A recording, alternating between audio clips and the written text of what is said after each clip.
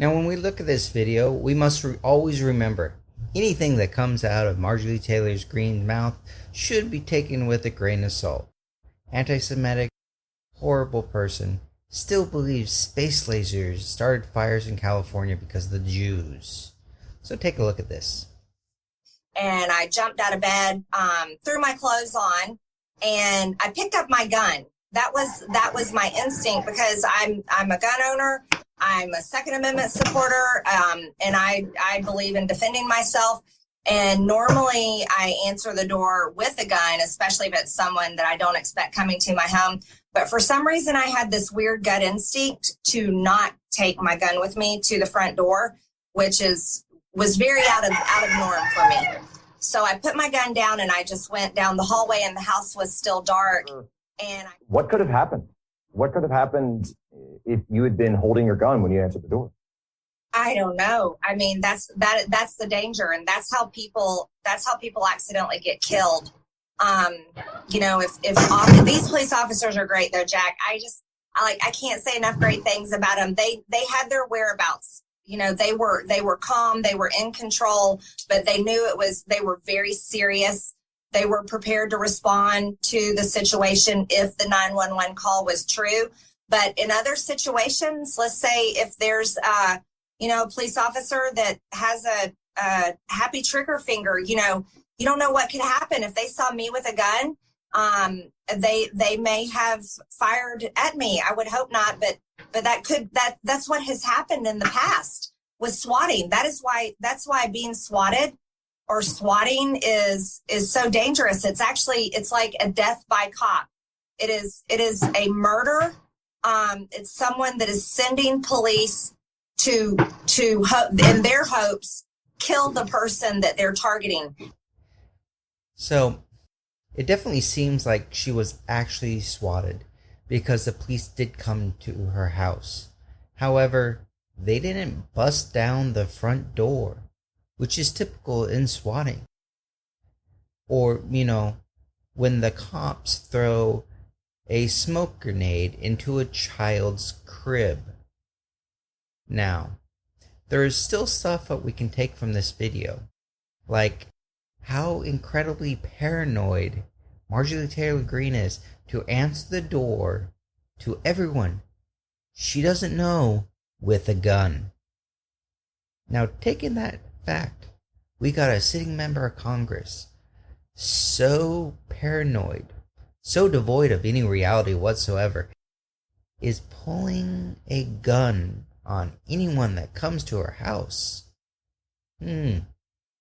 Yep, this definitely sounds like a Republican. She also points out that she could have accidentally got killed by the cops. Isn't that what the left has been talking about for years? Now, we don't want to make her have a persecution complex, because they already have it. When Republicans have been bombing and murdering abortion providers for decades, a few of their deluded friends get attacked, and then it is the left attacking them. And you know perfectly well the media will cover Republicans getting attacked, because they will whine that they're not covered. And again, Republican whining gets the media to cover them. But the thing is, Marjorie Taylor Greene has pointed out that she doesn't have the right to have a gun, because if cops can murder you for having a gun, you don't have that constitutional right. The revelation in the Times that 300 classified documents were found at Mar-a-Lago. So yesterday was a big news day, because you had the New York Times reporting. You also had John Solomon issuing a letter from the archives in May that was also quite damning. And you had former President Trump's filing for a special master. So there was a lot of news. None of it was good for the president. The New York Times reporting I found most interesting because of one particular sentence, which is that several sources said that when the archives were trying to get the documents back, that it was the former president, Donald Trump, who personally reviewed the boxes in deciding what to return. And that means he also decided what not to return. And we know from the archives, not just from the New York Times, that in those 15 boxes were substantial number of classified documents at the highest level. That is TSSCI, which is compartmented programs, special access programs. They constituted, just within the 15 boxes, 700 pages of classified documents. So that is incredibly damning. If you're a prosecutor, you really look for evidence of what the former president did personally. And if the DOJ either knows about or is soon to interview those people who were sources for the New York Times, they're going to have a substantial criminal case. So, Tracy, the timeline goes something like, you've got the National Archives saying, hey, guys, Trump officials, Trump aides, you forgot to leave us under the Presidential Records Act, all the documents from the White House. Where are they? Finally, in January, some of them are turned over, 150 or so, according to the Times. And as they start to go through these documents, they say, my God, a lot of this is classified information, so they refer it to the Justice Department. As a former FBI and CIA agent, when you hear there are 300 classified documents stashed away at a country club in South Florida, what do you hear? I think the bottom line is something that really hasn't been talked about a lot is when classified information is mishandled on that scale, that large of a scale, people die. We forget about our sources and methods and assets and military and all of the things that those classifications really work to protect. And when I'm hearing that there's 300 documents and things like Andrew was mentioning that Trump went through personally and chose not to give back, we're really forgetting that there's lives behind this information. Andrew, just to pick up on a conversation we were having earlier in the program with Chuck Rosenberg, if the Justice Department can't prove that Donald Trump was intending to do something nefarious for his own benefit with these classified documents, could he still nonetheless be in some kind of legal jeopardy? And if so, what? The question is, how many days has it been since Trump's raid and she still hasn't learned the fact that Trump is in trouble for the crime he committed? I mean, how many times they're going to ask, could Trump be in trouble, even if he declassified everything?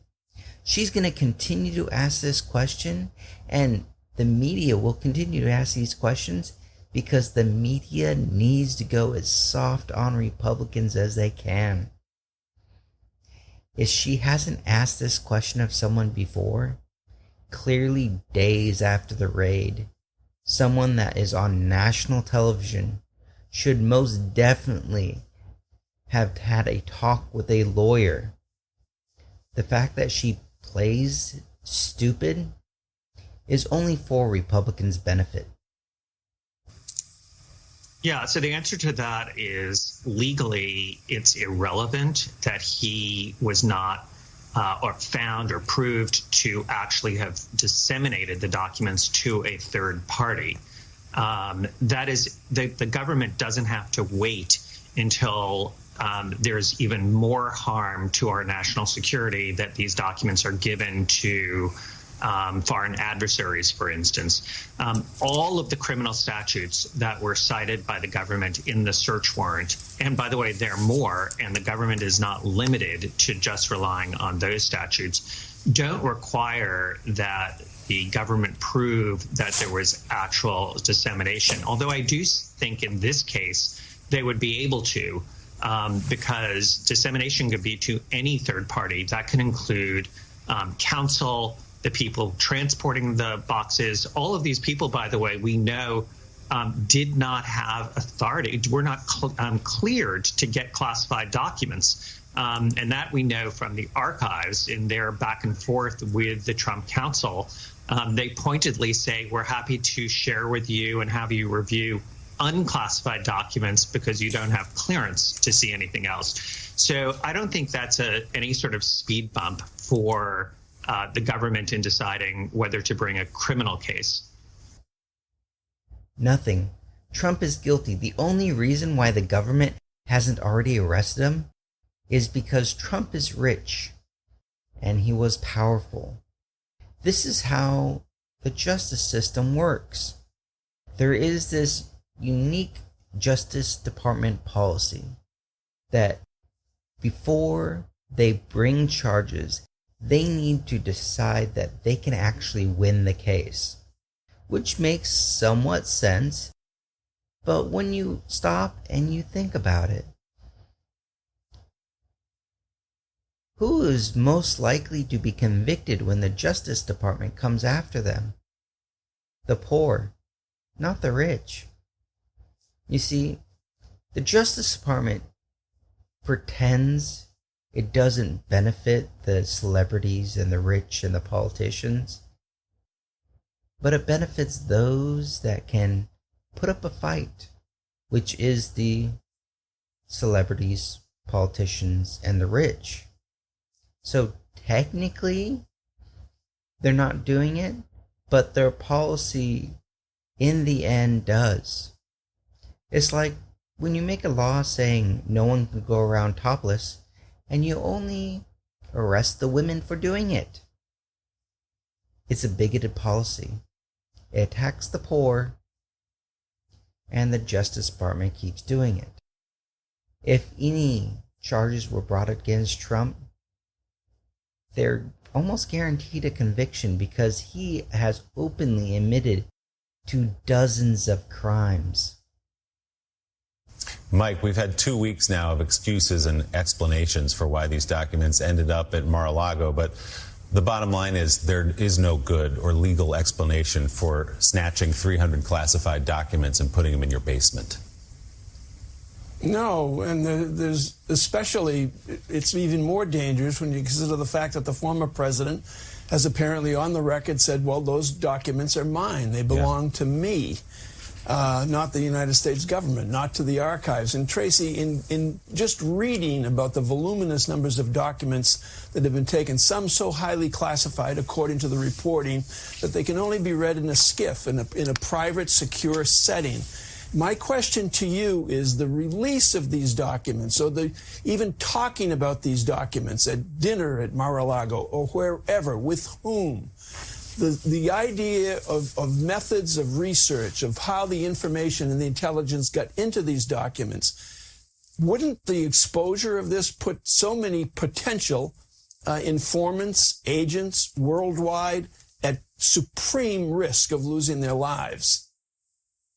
You are absolutely right. You hit the nail on the head there. And, I worked in a SCIF at the CIA and I worked in a SCIF at the FBI because I worked counterintelligence there. And perhaps this will help sharing a little bit of an anecdote, sort of the ripple effect that this creates. Back when I was at the agency, I worked counterterrorism. However, a chart that we had created was misused by Colin Powell on sort of the floor of the UN to justify the war. And portions of the chart we made were not properly redacted and were mishandled.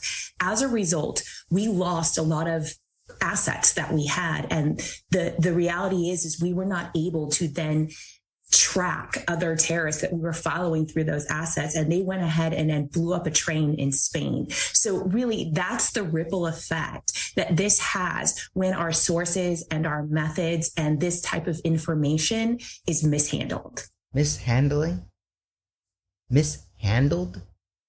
This would be a hair on fire story if the roles were reversed. If a Democrat stole 300 classified documents from the federal government, you bet that Republicans would be out in rage. How dare these traitors steal national defense documents, putting our soldiers at risk? Because that is what is actually going on. They put our soldiers and every American at risk because, well, Trump wanted to sell them, make money, trade for favors like a golf tournament from foreign powers. Why aren't they a little bit more upset about that? Why aren't they doing anything? Like the 18-month-long investigations that they had into Hillary Clinton's emails that came up with, 0 crimes? There is a massive double standard in the media, and every day they prove it's still there. Andrew, my question is, what about the unclassified documents? There are unclassified documents in there, too. Don't those also belong to you and me and the American people, not to Donald Trump? And is that not as a crime, maybe not as much of a crime as having the compartmented information, but isn't that theft? Didn't he steal these documents from us? Absolutely. The crime the federal crime is 18 USC 641 for all of the nerds out there who want to look it up. That governs if you steal government property. So that would that would require compliance by any former government official, including the former president, and it applies to classified or unclassified documents. One of the things that the National Archives made clear is these are not your documents. And I think that the motion that the former president made yesterday, where he asked for a special master, has a fatal flaw in it, because one of the things that he doesn't address is nothing needs to be sifted because none of the documents are actually the former president's. These all belong, whether classified or not classified, to the National Archives. We all know, Tracy and I, when we left government, you know what we took with us? Nothing, because the documents that we were working on were not ours. They belong to the public. And especially if you're the former president, these are of historical importance. And that's why there is a congressional statute that requires that these be transferred to the archives. And Andrew, just to put a fine point on that, it's a question a lot of people have asking. Does the classification matter? If the documents were taken, isn't that a crime already, regardless of what level of classification they fall under? Yeah, absolutely. So the statutes don't require it. As we were just talking about, there's a crime of just taking government property. And it also isn't even a question for the discretionary decision that has to be made within the department about, isn't it less culpable if the president were found factually, that's a big if, to have declassified some of these documents, because those documents were just as important to our national security, as Tracy pointed out, and carried all of the risks that Tracy well articulated. Whether the former president labeled them classified or not classified, they all had that same sensitivity, and they all put our national security as Americans at risk. And sat there for more than a year before they were turned over in January. The threat is still there. We don't know who was searching through these documents, or if any of the myriad of people that Trump hired to move them around stole any. That's the thing. Trump was not careful with these classified documents. These documents that were only supposed to be looked at in a SCIF. That means they went into a SCIF, removed documents that they weren't supposed to, probably copied them, and they kept a copy for themselves. Now, if you want to talk about treason and how dangerous people are with the secrets of the federal government, if Republicans ever wanted to be taken seriously on national secrets again, they would call for the prosecution of Trump. But the reason why they don't is because they never cared about secrets. They're political hacks from the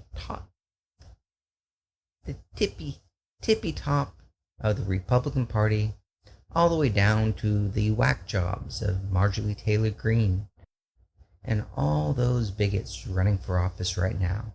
That's even worse than that we have in the office. Every generation of Republicans will devolve even further, because those that help build this party where they can elect people that stupid, they're not willing to give up their power.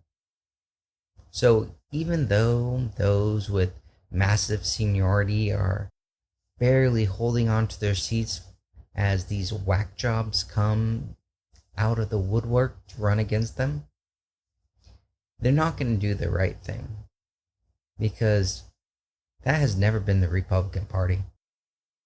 Democrats are looking great. The special election makes it seem like Democrats have a very good chance of not just taking the Senate, but expanding their House majority.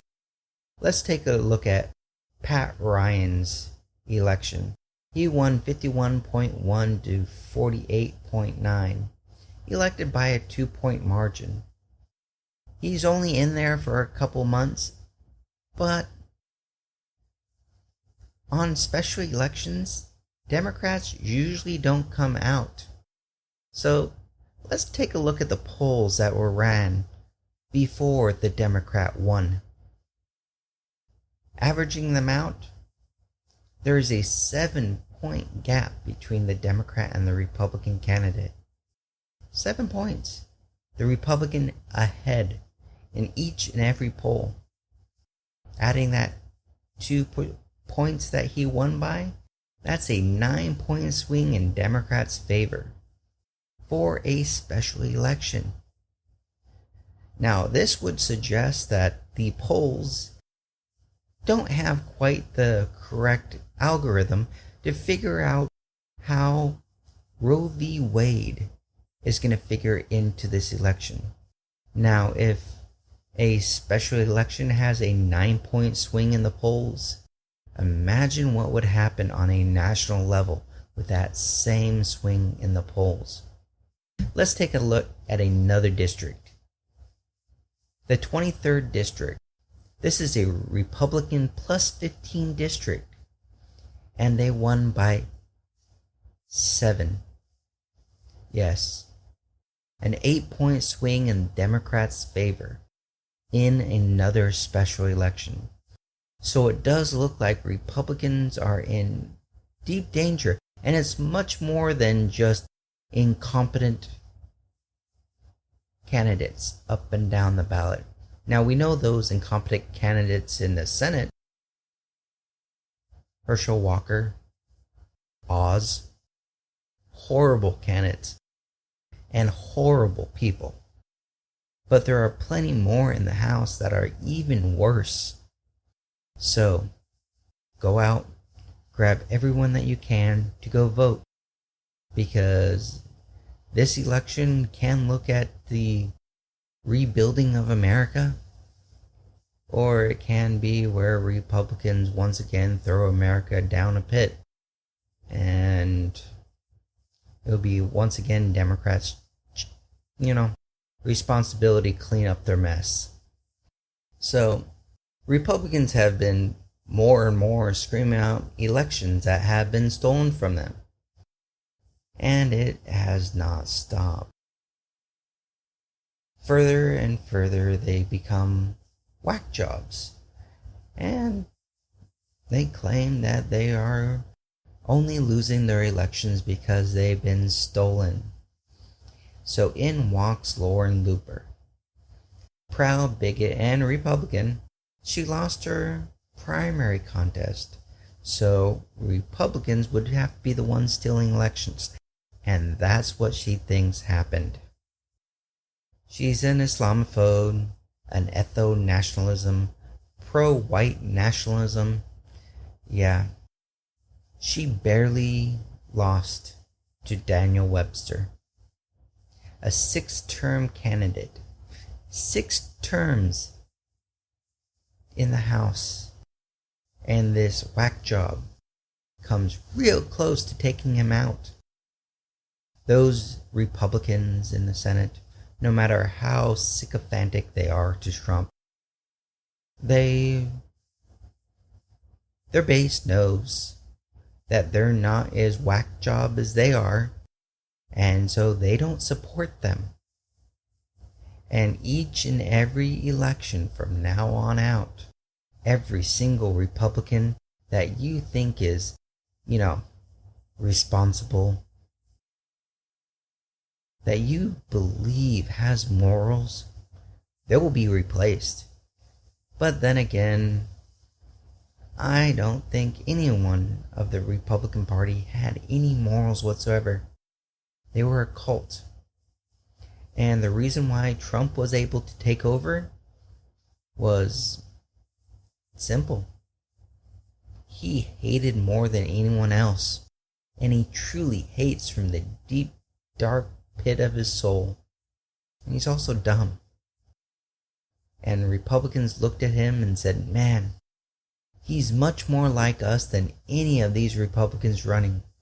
So Republicans have been running for decades as people grifting on their base. But Trump, oh, he had that anger and he had that stupidity. So we're going to be looking at a lot more stupid candidates who have rage issues.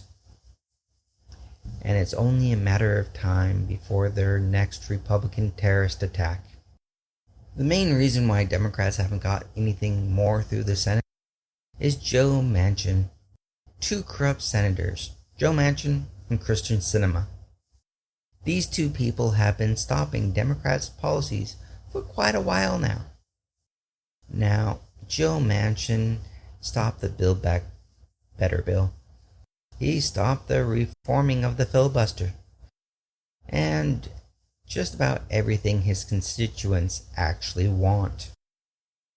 However, in the Inflation Reduction Act, when that passed, there was a secret backroom deal that was agreed to. However, we don't owe Manchin anything. So, 650 progressive groups got together and wrote a letter. And here's a little what it says. We are writing to express our strenuous opposition to any additional fossil fuel giveaways, as the Inflation Reduction Act already included large giveaways to polluters. Manchin has earned nothing. He has done nothing for anyone in this country except pad his pocketbook. He is infinitely corrupt, and we should treat him as such. We should give him no leeway and give him nothing unless he gives something in return. And it's really his job to do it first. The letter goes on. We call on you to unequivocally reject any effort to promote fossil fuels, advance unproven technologies, and weaken our core environmental laws.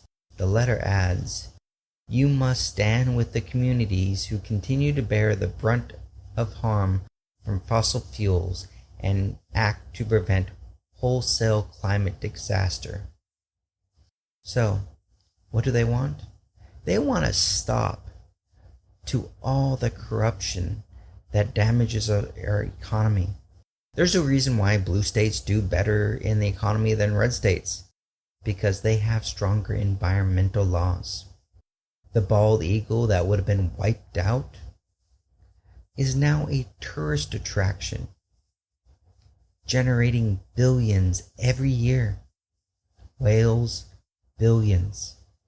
All the hunting that Republicans love to do and complain that Democrats want to take away because we don't want to take it away, they need something to pretend that they're winning. The hunting, that is because Democrats saved those animals. The moose and the grizzly bear both would have went extinct already because of the stupidity of destroying the environment, because somehow that will be better for jobs in the future. How about the bison? Almost wiped out, and would have been wiped out if it wasn't for conservation. But they will keep telling you that unregulated corporations are what's good for the economy, no matter how many times or how many pieces of evidence that we clearly show that it's not. So, what do they want to stop in the proposal?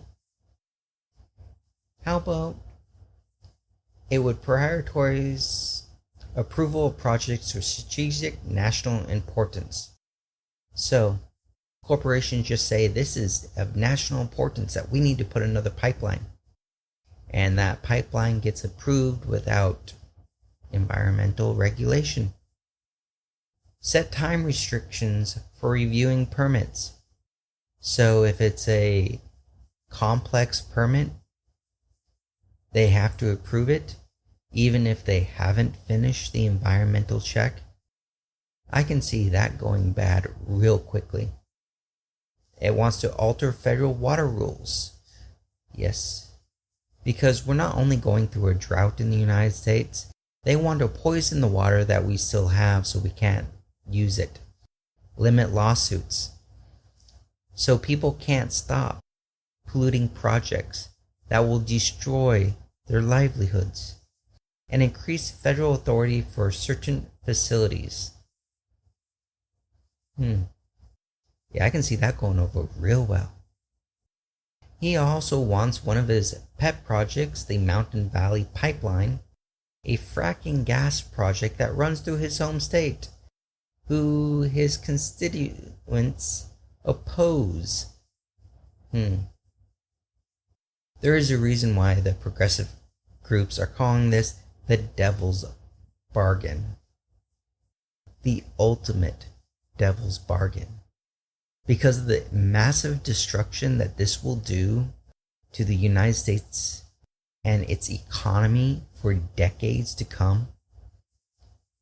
Yes, we need to fight Manchin with every bit of our power, because he will continue to put money in his own pockets. But this next election does seem like he's going to be having no power whatsoever come next year.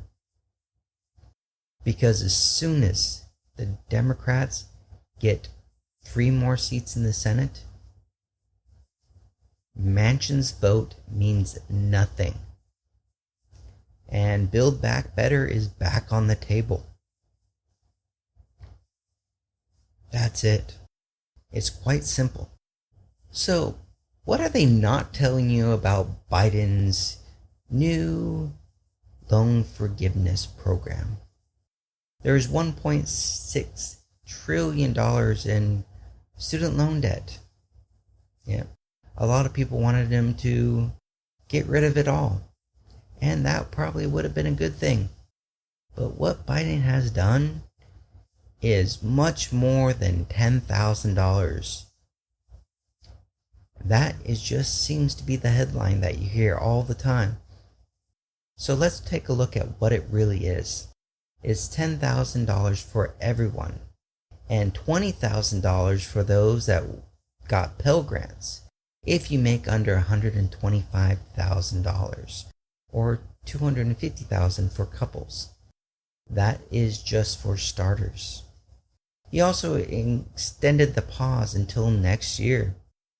He also lowered the payment cap from 10% to 5% of discretionary income. So most borrowers will save $1,000 a year. They are also increasing what is defined as discretionary income up to 225% of federal poverty level. That's around $15 an hour.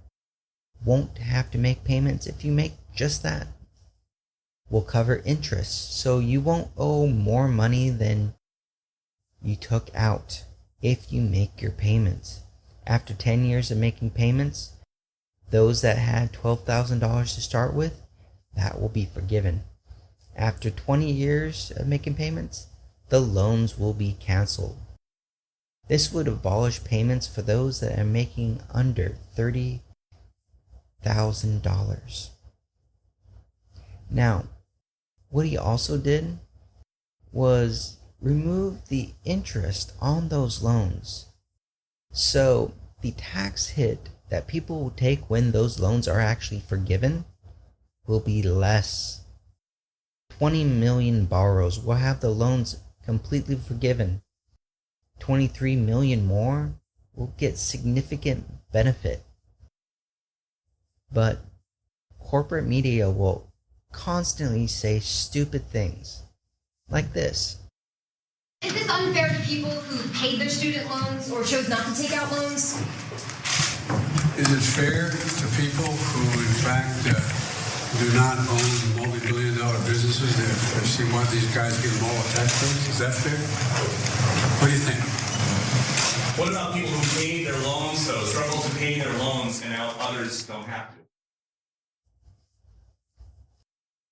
Now, they're asking, is it fair that people that already pay the loans, is it fair? Let's take a look at this. The massive stupidity that the national media, the conservative, the corporate media is pushing on the American people is we are not allowed to do anything whatsoever because other people had it worse. So that would seem to go to tax cuts. We can't cut the taxes on corporations because there have been corporations that failed and didn't have this tax cut. I'm sorry. So we wouldn't be able to invest in cancer research because past generations did not have the ability for cancer research. So we're not allowed to do anything good for the United States whatsoever anymore because it might be unfair to those that we didn't have it. Yeah. This is what goes for rational and, complex thought in the corporate media. We can't do it because once upon the time, way back way, they didn't have it. So should we get away with women no longer being allowed to vote? Because way back when they weren't allowed to, and so, yeah. Now, they will pressure and they will attack Democrats because that is who they are. So remember, the corporate media's job is to injure Democrats and make Republicans seem like they're rational when they're, trying to overthrow the United States as we speak. So if you like those videos, please help. The YouTube algorithm is horribly biased against, progressives. And the Republicans have massive amounts of money just to buy it off. So every time you like, every time you put a comment down below, helps us out. So like, subscribe, and if you really want to help the environment, down below is a link to a GoFundMe page where it has a brand new power generation that is 0% carbon emission and one of the cheapest productions of electricity the world has ever had. So go down, help us out.